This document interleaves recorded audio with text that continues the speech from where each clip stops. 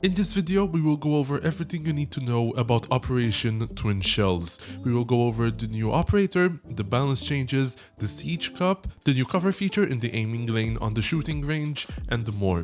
As always, a massive thank you to Ubisoft for inviting me to play the new season early. The new operator is Skopos, and she is a 2 health and 2 speed defender from Greece. For her one and only primary weapon, she has access to the brand new PCX-33 assault rifle, and for her secondary weapon, she has access to the P229 pistol, and for her secondary gadgets, she has access to impact grenades and proximity alarms. Her unique gadget, or should I say gadgets, are the V10 Pantheon shells. These are 2 player-controlled robots that the player can swap between at any given time in a round. So technically, you don't get to play as the operator herself, but instead, you play as her controlling these 2 robots from off the map, if that makes sense. At any given time, there is the active shell, which is the one you are currently controlling and works like any other operator, and then there is the idle shell. When the shell is in idle, it puts a shield in front of itself, similar to a deployable shield, and it can be used as an observation tool by you and your team. Skopos herself can access its camera at any time by pressing the gadget button, and she can swap to it at any time from any distance anywhere on the map. This will put the active shell into idle, and the idle shell will then become the active shell instead. So she can only control one shell at a time, and the secondary gadgets are shared between the 2. So if you use an impact grenade on one robot and then swap, you will still have access to only one. However, the HP and the ammo are not shared, so theoretically you can use all your ammo on one of the robots, and then you will still have a bunch of ammo left over from the other robot that you can use. Before swapping, you need to have enough space in front of you for the shield to be deployed. If not, the game will not allow you to swap. You can see whether or not you have enough space by looking at the left of your HUD, and from there you can also tell if the robot is taking damage or if it's being affected by an EMP. If the active shell is close to a doorway and you swap, it will deploy its shield in the doorway, similar to how it works with a regular deployable shield. The glass on the shield can be shattered by a melee like most other gadgets in the game, and the shield itself can be destroyed by explosives, which would leave the idle shell exposed. The idle shell can be killed, so of course positioning is very important to make sure that it doesn't go to waste. This mechanic of being able to swap bodies makes Skopos an excellent roamer because you can both roam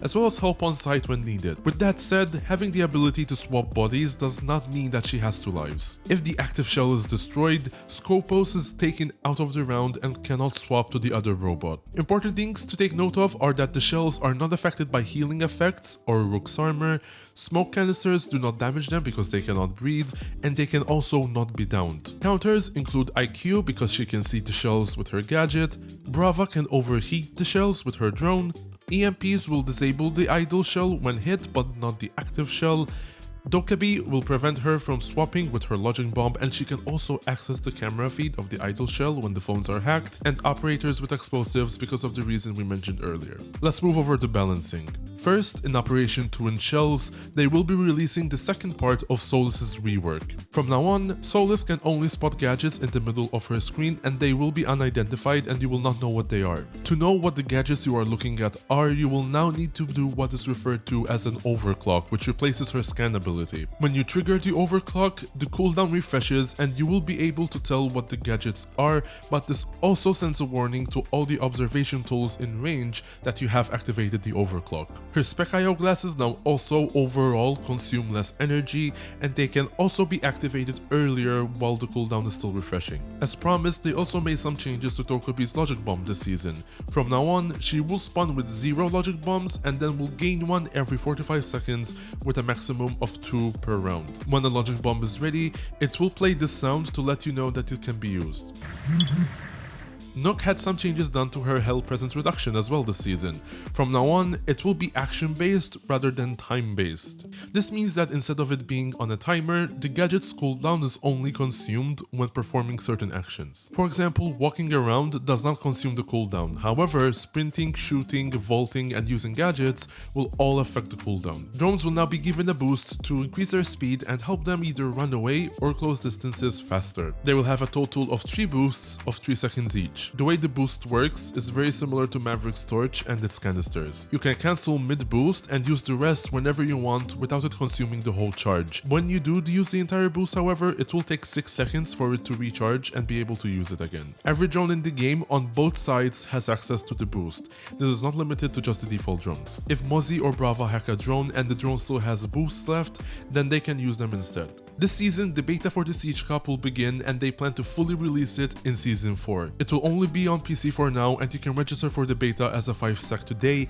and if you get accepted, there will be a new Siege Cup for you and your stack to participate in every 2 weeks, with the first one being in the beginning of Season 3. With the release of the Siege Cup, there will be a new currency called Competitive Coins, and this currency will be exclusive to the Siege Cup and Ranked, and with these coins, you will be able to get the new competitive packs.